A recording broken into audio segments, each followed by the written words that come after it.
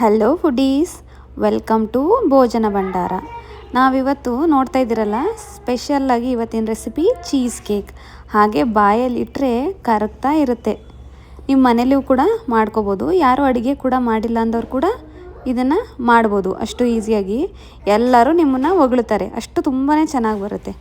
ಈಗ ಮೊದಲನೇದಾಗಿ ನಾವು ಒಂದು 150 ಗ್ರಾಮಷ್ಟು ಬಿಸ್ಕೆಟ್ನ ತೊಗೊತಿದ್ದೀವಿ. ನೀವು ಯಾವುದಾದ್ರೂ ತೊಗೋಬೋದು. ನಾನಿಲ್ಲಿ ಲೋಟಸ್ ಬಿಸ್ಕೆಟ್ನ ತೊಗೊಂಡಿದ್ದೀನಿ. ಇದನ್ನು ನೀವೇನು ಮಾಡಬೇಕಂದ್ರೆ ಮಿಕ್ಸ್ ಮಾಡಿ ಸಣ್ಣದಾಗಿ ಪೀಸ್ ಮಾಡ್ಕೋಬೇಕು. ಮಿಕ್ಸರಲ್ಲಾದರೂ ಹಾಕೋಬೋದು, ಅಥವಾ ಇಲ್ಲಾಂದರೆ ನೀವು ಅದನ್ನು ಕೈಯಲ್ಲಿ ಕುಟ್ಬಿಟ್ಟಾದರೂ ಕಲ್ಲಲ್ಲಿ ಮಾಡ್ಕೋಬೋದು. ಈಗ ನಾನು ತೋರಿಸಿದ್ದೀನಲ್ಲ ನೋಡಿ, ಆ ಹದಕ್ಕೆ ನೀವೇನು ಮಾಡಬೇಕಂದ್ರೆ ಮಿಕ್ಸ್ ಮಾಡ್ಕೋಬೇಕು ಅದನ್ನು. ಅದಾದಮೇಲೆ ಅದನ್ನು ಒಂದು ಬೌಲಿಗೆ ಹಾಕ್ಕೊಳ್ಳಿ. ಒಂದು ಬೌಲಿಗೆ ಹಾಕ್ಕೊಂಡು ಇದಕ್ಕೆ ಇವಾಗ 2 ಸ್ಪೂನಷ್ಟು ಬಟರನ್ನು ಹಾಕಿ ನೀವು ಚೆನ್ನಾಗಿ ಮಿಕ್ಸ್ ಮಾಡಬೇಕು. ಪೂರ್ತಿ ಆ ಬಟರ್ ಏನಂತಂದರೆ ಎಲ್ಲ ಕಡೆ ಆಗಬೇಕು, ನೀಟಾಗಿ ಎಲ್ಲ ಕಡೆ ಮಿಕ್ಸ್ ಆಗಬೇಕು. ಆ ಥರ ಕೈಯಲ್ಲಾದರೂ ಮಿಕ್ಸ್ ಮಾಡ್ಕೊಳ್ಳಿ, ಈ ಥರ ಸ್ಪೂನಲ್ಲಾದರೂ ಮಿಕ್ಸ್ ಮಾಡ್ಕೋಬೋದು.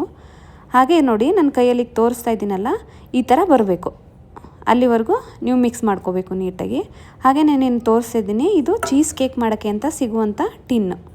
ಈ ಟಿನ್ನೊಳಗಡೆ ನೀವೇನು ಮಾಡಬೇಕಂದ್ರೆ, ನೀವು ಮಿಕ್ಸ್ ಮಾಡ್ಕೊಂಡಿರುವಂಥ ಬಿಸ್ಕೆಟ್ ಮಿಕ್ಸ್ಚರ್ ಏನಿರುತ್ತಲ್ಲ ಅದನ್ನು ಹಾಕಿ ನೀಟಾಗಿ ಎಲ್ಲ ಕಡೆ ಏನು ಮಾಡಬೇಕು, ನೀವು ನೀಟಾಗಿ ಸ್ಪ್ರೆಡ್ ಮಾಡ್ಕೋಬೇಕು. ಅದು ಈಕ್ವಲ್ ಆಗಿ ಬರಬೇಕು.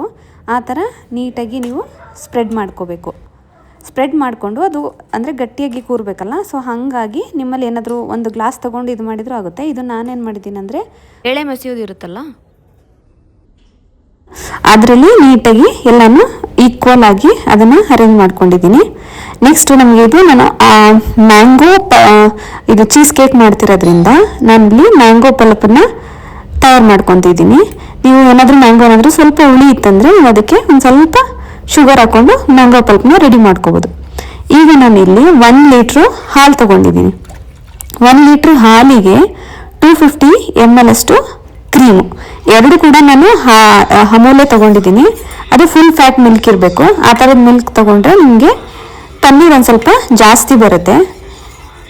ಸೊ ಇದನ್ನು ಚೆನ್ನಾಗಿ ಮಿಕ್ಸ್ ಮಾಡಬೇಕು. ನೀವು ಕ್ರೀಮನ್ನು ಹಾಲೊಳಗಡೆ ಹಾಕ್ಕೊಂಡು ಚೆನ್ನಾಗಿ ಮಿಕ್ಸ್ ಮಾಡಿ, ಅದಾದಮೇಲೆ ಇದು ಉಪ್ತಿದೆಯಲ್ಲ, ಈ ಥರ ಫುಲ್ ಹಾಲು ಕಾದ್ಮೇಲೆ ನೀವೇನು ಮಾಡಬೇಕಂದ್ರೆ ವಿನಿಗರ್ನ ಹಾಕೋಬೇಕು. ನಾನಿಲ್ಲಿ 3 ಸ್ಪೂನ್ ಆಫ್ ವಿನಿಗರ್ಗೆ 6 ಸ್ಪೂನ್ ಆಫ್ ವಾಟರ್ ಹಾಕ್ಕೊಂಡು ಮಿಕ್ಸ್ ಮಾಡ್ಕೊಂಡಿದ್ದೀನಿ.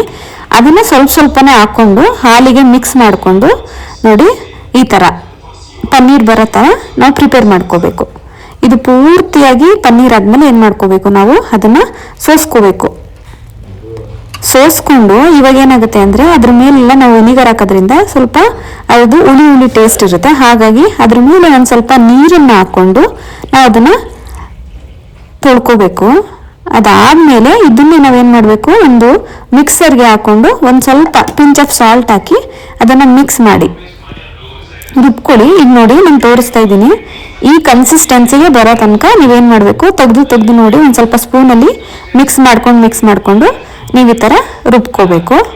ಅದಾದಮೇಲೆ ಇಲ್ಲಿ ನಾನು ಇನ್ನೊಂದು ಬೌಲ್ ತೊಗೊಂಡಿದ್ದೀನಿ. ಇನ್ನೊಂದು ಬೌಲ್ ತೊಗೊಂಡು ವಿಪ್ಪಿಂಗ್ ಕ್ರೀಮ್ ತೊಗೊಂಡಿದ್ದೀನಿ. 200 ml ಅಷ್ಟು ವಿಪ್ಪಿಂಗ್ ಕ್ರೀಮ್ ತೊಗೊಂಡು ಅದು ಸ್ಟ್ರೈಟ್ ಪೀಕ್ ಬರೋವರೆಗೂ ನಾವೇನು ಮಾಡಬೇಕು, ಅದನ್ನು ಈ ಥರ ನೋಡಿ ಸ್ಟ್ರೈಟ್ ಪೀಕ್ ಬರೋ ಥರ ನಾವು ಬ್ಲೆಂಡ್ ಮಾಡಬೇಕು.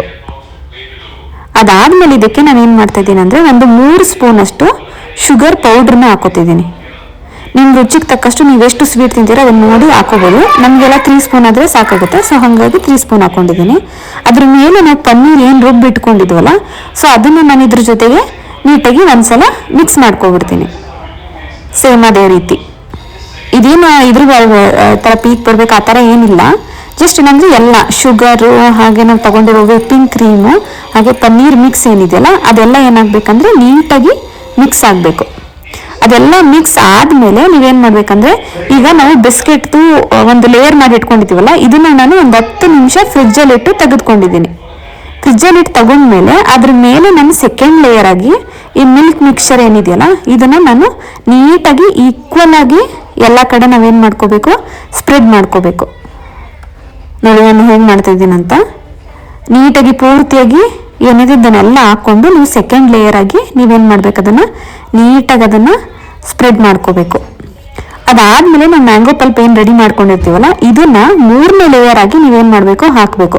ನಾನಿಲ್ಲಿ 2 ಮ್ಯಾಂಗೋಸ್ನ ತಗೊಂಡು ಮ್ಯಾಂಗೋ ಪಲ್ಪ್ನ ರೆಡಿ ಮಾಡ್ಕೊಂಡಿದ್ದೀನಿ. ಹೀಗೆ ನೀಟಾಗಿ ಎಲ್ಲ ಕಡೆ ಸ್ಪ್ರೆಡ್ ಮಾಡಬೇಕು. ಈ ಥರ ಸ್ಪ್ರೆಡ್ ಮಾಡಿದ್ಮೇಲೆ ಆಮೇಲೆ ನೀವೇನು ಮಾಡಬೇಕು 4 to 5 hours ಇದನ್ನ ಫ್ರಿಜ್ಜಲ್ಲಿ ಬಿಡಬೇಕು. ಓವರ್ ನೈಟ್ ಬಿಟ್ಟರೆ ಇನ್ನೂ ತುಂಬ ಒಳ್ಳೆಯದು, ಇನ್ನೂ ತುಂಬ ಚೆನ್ನಾಗಿ ಬರುತ್ತೆ ಅದು ಸ್ಟಿಫ್ ಆಗಿ. ಅಟ್ಲೀಸ್ಟ್ ಮಿನಿಮಮ್ 4 to 5 hours ಇದನ್ನ ಫ್ರಿಜ್ಜಲ್ಲಿಟ್ಟು ಆಮೇಲೆ ತೆಗಿಬೇಕು. ತೆಗ್ದಾಗ ನೋಡಿ ಹೆಂಗೆ ಬಂದಿದೆ ಅಂತ ನಾನು ತೋರಿಸ್ತೀನಿ. ಇದೇನಂದ್ರೆ ಚೀಸ್ ಕೇಕ್ ಆಗಿರೋದ್ರಿಂದ ಇದು ಮೇಲೆ ಹೀಗೆ ತೆಗ್ದು ನೋಡಿ, ಕಟ್ ಮಾಡ್ತಿದ್ರೆ ಹೆಂಗೆ ಎಷ್ಟು ಸಾಫ್ಟ್ ಆಗಿದೆ ಅಂತ. ಬಾಯಲ್ಲಿ ಹಾಕಿದ್ರೇನೆ ಕರಗುತ್ತೆ. ನೀವು ಒಂದು ಸಲ ಟ್ರೈ ಮಾಡಿ ನೋಡಿ. ನಿಮಗೆ ಇಷ್ಟ ಆಯ್ತಂದ್ರೆ ಈ ರೆಸಿಪಿ ಒಂದು ಲೈಕ್ ಮಾಡಿ, ಶೇರ್ ಮಾಡಿ, ನಿಮ್ಮ ಫ್ಯಾಮಿಲಿ ಹಾಗೆ ಫ್ರೆಂಡ್ ಜೊತೆ ಶೇರ್ ಮಾಡ್ಕೊಳ್ಳಿ. ಹಾಗೆ ಕಮೆಂಟ್ ಮಾಡಿ, ಸಬ್ಸ್ಕ್ರೈಬ್ ಮಾಡ್ಕೊಳ್ಳಿ. ನೀವು ಬೆಲ್ ಐಕಾನ್ ಇದೆ ಅದನ್ನು ಪ್ರೆಸ್ ಮಾಡಿದರೆ ನಿಮಗೆ ನೋಟಿಫಿಕೇಶನ್ ಬರುತ್ತೆ. So that you can watch the video. Thank you friends. Bye bye.